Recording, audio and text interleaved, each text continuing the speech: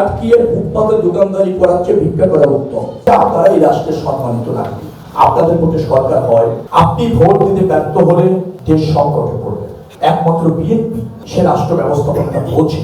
নতুন বিএনপি দল রাজনীতিতে আসতে চাইছে, ক্ষমতায় যেতে চাইছে, বিভ্রান্তি তৈরি করে আপনাকে মিসগাইড করে, আপনি মিসগাইডে কাম দিবেন না। নির্বাচিত সরকার আসলে পর্যায়ক্রমে সব সমস্যার সমাধান হবে। যারা ব্যবসা বাণিজ্য করছেন, স্থায়ীভাবে বসবাস করছেন, তাদের সাথে আমাদের একটা পারস্পরিক সমস্যা সংক্রান্ত অথবা সম্ভাবনা সংক্রান্ত একটু মিথস্ক্রিয়া হলো, ভাবনার আদান প্রদান অথবা করণীয় নির্ধারণ করতে পরামর্শ এবং সে ব্যাপারে কি করা যায় সেটা নিয়ে যে আলোচনা আপনারা উপস্থিত হয়েছেন, এই জন্য আপনাদেরকে খুব সমস্যা এখানে নাই। সামনে রাস্তাটা ব্লক করে দেওয়া হয়েছে, তো পাইপ দিয়ে বসেছে।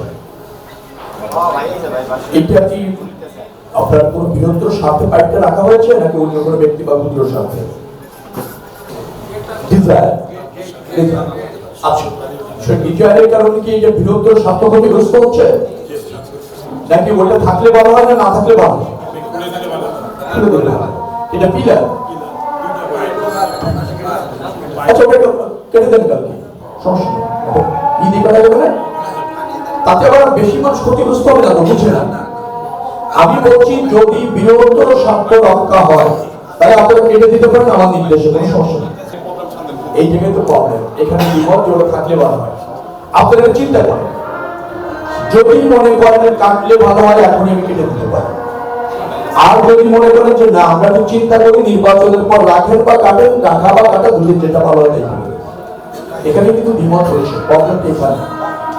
আমাদেরকে ব্যক্তি গোষ্ঠীর স্বার্থ হচ্ছে বৃহত্তর স্বার্থ চিন্তা করতে হবে।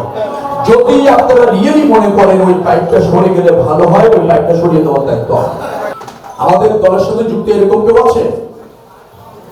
কেউ কথা বলেন না, কারণ তো আছে, যাদের আছে এটা সরিয়ে দেওয়া হয়। কোন গলি ব্লক করে কোন ছাত্রদল কোন বাহিনী না আমাদের দলে গলির মুখ আটকিয়ে ফুটপাতে দোকানদারি করার চেয়ে ভিক্ষা করা উত্তম। এই সোনার ছেলেদের দলে দরকার নেই। এত বড় সোনার ছেলে, এত বড় ত্যাগী, একটা এত বড় গলি, ইম্পর্টেন্ট গলি, তার মুখে ফুটপাতের দোকান দিয়ে যান খেতে হবে, তার দল করার দরকার নেই, দোকানটা কালকে উঠে দেবে। আর নাহলে আমি যাওয়ার সময় দেখবো সবকিছুর সীমা আছে। আর যার এই দুর্বলতা আছে আমাকে জানাবে, এখানে কে আছে আমাদের মতিপুর আছে, আমাকে জানাবে, ওই দোকান থেকে যাবে। একটা গলির মধ্যে শত হাজার হাজার মানুষ বসবাস করে, আর ওখানে সোনার ছেলে আমার দোকান দিয়ে বসে আছে। প্রশ্রয় দেখছেন আপনারা কেন দেন? এই এলাকার কারা আছে? সবাই তো এলাকার লোক। তো কে আপনাদের জোর করে দিয়েছে? তো জোর করে দিয়েছে, কাদের মতো দেখলে কেন দিতে?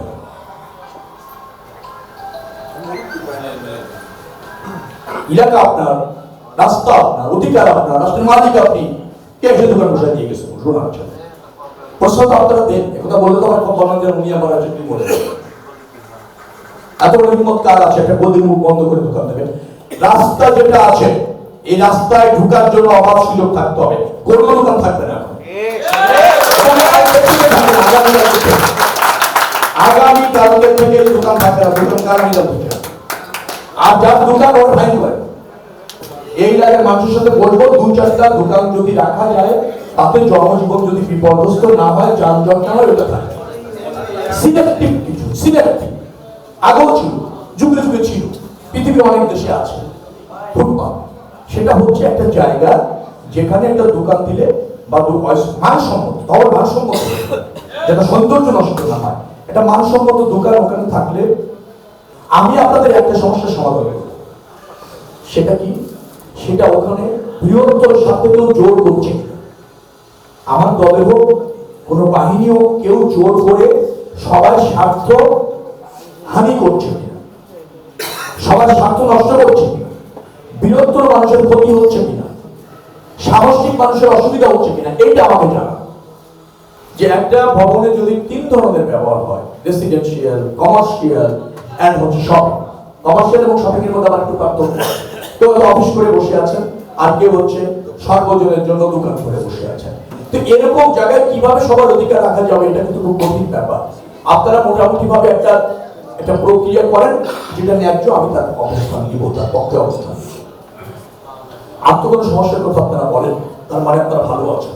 অন্য জায়গায় আরো সমস্যা, সুখী এলাকা, সমৃদ্ধ এলাকা, ব্যবসা বান্ধব এলাকা, আবার রেসিডেন্সিয়াল বান্ধব এলাকা। সুবিধা আছে, সামনে দোকান, পিছনেই বাড়ি, কনফারেন্স লাগে না। এই 10 মিনিট আগে বাসার থেকে বেরিয়ে আসলে গিয়ে দোকানে বসতে পারেন, ব্যবসা করতে পারেন। আবার গোডাউনের নিচে মনে করে ফোন দিয়ে মাল ডেলিভারি করে দিতে পারেন। সুবিধা এগুলো। আর অসুবিধা কি? যানজট। অসুবিধা কি? বাচ্চারা, মেয়েরা ভালোভাবে চলতে পারে না, নিরাপদে চলতে পারে না। মানে একটা সুবিধা হলে আরেকটা তো অসুবিধা হয়। আর আমরা তো এভাবে জাতি হিসেবে অভ্যস্ত হয়েছি। আসলে এই জায়গাগুলি খুবই জরাজীর্ণ, আমাদের একটা সিস্টেমে আসা উচিত, কিন্তু সেটা তো রাতারাতি আমরা পারবো না। হ্যাঁ, এটা একটু কঠিন। তবে আপনাদের এই রাস্তাটাতে মুখটা আমি ক্লিয়ার করে দেওয়ার ব্যবস্থা করে গেলাম। আমাকে জানাবেন যে আপনার হচ্ছে মধুর ভাই কিনা আহ্বায়ক বসে, আপনারা তুলে দেবেন। আচ্ছা, যাই হোক, যারা আছে আপনাদের দলীয় লোক আছে তো দলীয় লোকদের বলে যাচ্ছি, নেতা নেতা তো সব মানে ডাইনামিক নেতা, শক্তিশালী নেতা। তো নেতাদের এলাকার জনগণের সাথে সম্পর্ক থাকতে হবে না। এলাকার জনগণ সাফার করে, নেতার কর্মী ওই মাথায় ফুটপাতে দোকান দিয়ে বসে আছে। তো এরকম হলে তো দল করা যাবে না, আর দলের তো কাজ না।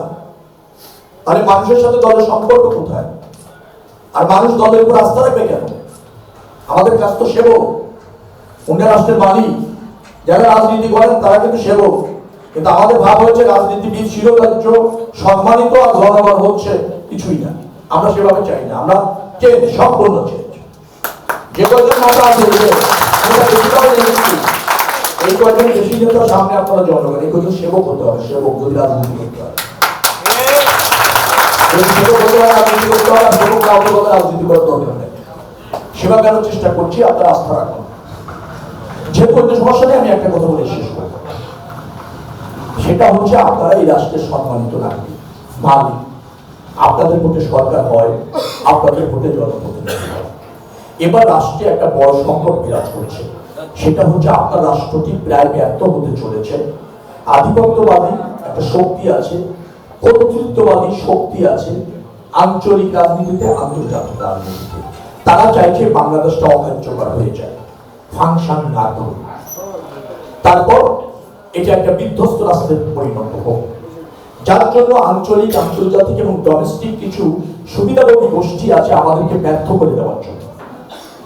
এবারের ভোটে আপনার বাংলাদেশ সঠিক পথে ফিরবে কিনা, চলবে কিনা, সেটা নির্ধারণের ভোট। এটা শুধু এমপি নির্বাচনের ভোট না, আপনাদের বাংলাদেশকে রক্ষা করার ভোট, রক্ষা, দেশ রক্ষার ভোট। আমার আপনার পূর্বপুরুষেরা যেমন অস্ত্র ধরেছিল স্বাধীনতার জন্য, এবার সে স্বাধীনতাটা থাকবে কিনা তার জন্য আপনাকে ভোট দিতে হবে। অস্ত্র ধরা লাগবে, যদি ভোট দিতে ব্যর্থ হন তাহলে অস্ত্র ধরা লাগতে পারে। আর ভোটটা যদি সঠিকভাবে দিতে পারেন, অস্ত্র ধরা লাগবে না। আপনার দেশ নেই, আপনার দেশের অস্তিত্ব চাই, আপনার রাষ্ট্রটা হবে আপনার মতো করে, যেমন রাষ্ট্র আপনি চান। ওই রাষ্ট্রে আপনার মালিকানা প্রতিষ্ঠিত হবে, আপনার ক্ষমতায়ন হবে, রাষ্ট্র আপনার কল্যাণে ব্রত থাকবে, নিবেদিত থাকবে। সেই রাষ্ট্র বিনির্মাণের ভোট। অর্থাৎ এখানে যারা ভোটার আছেন তাদের কাছে আমার আকুল আবেদন, আমার দলের পক্ষ থেকে, অর্থাৎ বিএনপির পক্ষ থেকে এবং আমার পক্ষ থেকে, আপনারা যে কোনো মূল্যে নিজের পরিবার, আত্মীয় স্বজন, বন্ধু, প্রতিবেশী সবাইকে ভোট কেন্দ্রে নিয়ে যাবেন। আপনি ভোট দিতে ব্যর্থ হলে দেশ সংকটে পড়বে। সরকার তো ভোট দিলে ভালো সরকার হয়, ভোট না দিলে খারাপ সরকার হয়, সরকার হয়ে যায়। কিন্তু আপনার ভোটের উপর নির্ভর করবে আপনি একটা ভালো সরকার পাচ্ছেন কিনা, সেই সরকার আপনার দেশকে রক্ষা করতে পারবে কিনা, আপনার আকাঙ্ক্ষা ধারণ করতে পারবে কিনা, প্রতিষ্ঠিত করতে পারবে কিনা। সেটি যদি আপনি বুঝতে চান, তাহলে আপনার দায়িত্ব রয়েছে যে কোনো মূল্যে ভোট দেওয়া, সবাইকে নিয়ে। এবং আমি মনে করি আমার 33 বছর রাজনীতির অভিজ্ঞতায় বাংলাদেশ যে সংকটে পড়েছে, একমাত্র বিএনপি, অভিজ্ঞ রাজনৈতিক দল, সে রাষ্ট্র ব্যবস্থাপনাটা বোঝে কিভাবে আঞ্চলিক এবং আন্তর্জাতিক রাজনীতিতে বার্গেনিং করতে হবে, দেশকে রিপ্রেজেন্ট করতে হবে, দেশের সাথে সোচ্চার থাকতে হবে, দেশের সাথে কূটনৈতিক তৎপরতা চালাতে হবে এবং মানুষের প্রয়োজনে মানুষকে পাশে রাখতে হবে। এটা একমাত্র বিএনপি এই অভিজ্ঞতা আছে এবং সে জানে। যার ফলে এই সংকটে যদি আপনার দেশকে রক্ষা করতে হয়, ধানের শীষ আর বিএনপি ছাড়া কোনো বিকল্প নেই, অন্য দলের তা নাই। একটি দল একসময় ছিল আওয়ামী লীগ, 17 বছরে ওইটা ফ্যাসিবাদী হয়ে ওইটা মনে করেন ডিস্ট্রয় হয়ে গেছে, ধ্বংস হয়ে গেছে, দেশ ছেড়ে পালিয়ে যেতে হয়েছে। তো আপনার দেশটা রক্ষা করার জন্য আগেও বিএনপি ছিল একমাত্র উপযুক্ত দল, এখনো বিএনপি আছে উপযুক্ত দল। নতুন দু একটি দল রাজনীতিতে আসতে চাইছে, ক্ষমতায় যেতে চাইছে, বিভ্রান্তি তৈরি করে আপনাকে মিসগাইড করে। আপনি মিসগাইডে খাম দেবেন না, সজাগ থাকবেন। কেউ ইহকালে পার করে দেবে, পরকালেও পার করে দেবে। আপনি এক সিল দিলে যদি ইহকাল পরকাল পার হয়ে যান, এরকমও বুঝাবে। আমি আশা করবো আপনার পরিবার, আপনি আপনার বন্ধুরা সজাগ থাকবেন, সচেষ্ট থাকবেন, মিসগাইডেড হবেন না। এই দেশকে রক্ষা করার জন্য উপযুক্ত দল বিএনপি, তার উপর আস্থা রাখবেন, তাকে আপনাদের পাশে রাখবেন। ধানের শীষের প্রার্থী হিসেবে দল আস্থা রেখে আমাকে আপনাদের কাছে পাঠিয়েছে। আমি আপনাদের প্রতিবেশী, এই এলাকায় প্রায় 33 বছর রাজনীতি করি, 35 বছর বসবাস করি। তো আমার হকও আছে, দাবিও আছে আপনাদের কাছে। একজন বলেছেন আমাকে পাওয়া যাবে কিনা, আমাকে পাওয়া যাবে মানে আমার জন্য আর কোনো প্রসিডিউর লাগবে না। আমি এরকমই, হয়তো আপনার সাথে 17 বছর নিগৃহীত থাকার পরে কম দেখা হয়েছে। আমি এলাকার সন্তান, আপনাদের প্রতিবেশী, আপনাদের প্রতি আমার দাবি আছে। আর আপনাদের সমস্যাগুলো চিহ্নিত করেছি, সমাধান করতে আমি জানি। ডেফিনেটলি নির্বাচিত সরকার আসলে পর্যায়ক্রমে সব সমস্যার সমাধান হবে। একটা কথা বলে দেব, কোন রাজনৈতিক দুর্বৃত্তায়ন হবে না, আমি থাকতে দুর্বৃত্তায়ন হবে না। কোন রাজনৈতিক খবরদারি, কর্তৃত্ববাদী চলবে না।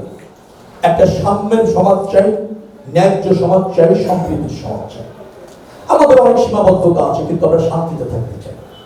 রাজনৈতিক হানাহানি, দ্বন্দ্ব, প্রতিহিংসা চাই না। রাজনৈতিক ব্যক্তি একেবারে শিরোধার্য, মহামূল্যবান, মহা সম্মানী, এইসব কালচার থেকে উঠে যেতে চাই। রাজনীতিবিদরা সেবক হবে। আমি প্রথমেই বলেছি, আপনারা যারা রাষ্ট্রের মালিক, তাদের হচ্ছে এই রাষ্ট্র। আমরা সবকিছু বিসর্জন দিয়ে আসছি, আপনাদের সেবক হবে। যদি পারি রাজনীতি করবে, যদি না পারে রাজনীতি করবে না। তার মানে আমরা রাজনৈতিক দুর্বৃত্তায়ন বন্ধ করতে চাই।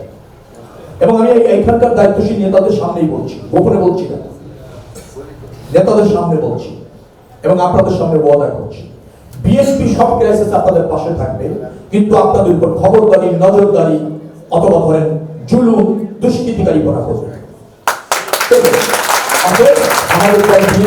আমাকে আপনাদের পাশে থাকার সুযোগ করে দিন ভোটের মাধ্যমে। আপনাদের ব্যক্তি জীবন সুন্দর হোক, সফল হোক। যদি আপনাদের প্রতিনিধিত্ব করার সুযোগ আল্লাহ আমাকে দেয় এবং সেই লক্ষ্যে যদি আপনারা আমাকে ভোট দেন, যে আস্থা আপনারা আমার উপর রাখবেন, আমি তার মর্যাদা করব। আপনারা ভালো থাকুন, সুস্থ থাকুন। সবাইকে নিয়ে 12 ফেব্রুয়ারি ভোট দিতে যাবেন, নিজে ভোট দেবেন, অন্যদেরকে উৎসাহিত করবেন। আর্লি ইন দ্য মর্নিং যাবেন, 7:30টায় ভোট, দ্রুত কি ভোট দিয়ে আসবেন। তারপর আপনার বন্ধুকে, প্রতিবেশীকে বলবেন তুমিও যাও, তাড়াতাড়ি যাও। হ্যাঁ, এমন আছে সকালবেলা নাস্তা করছে ভাবি অথবা আপনার মেয়ে, বলো তুমি নাস্তা করো, আমি ভোটটা দিয়ে আসবো, আমি এসে নাস্তা পাড়া দিচ্ছি, তোমরা যাও, তারপর দরকার একসাথে খাও। আমার দলকে এবং আমাকে আপনাদের পাশে রাখেন। আল্লাহ।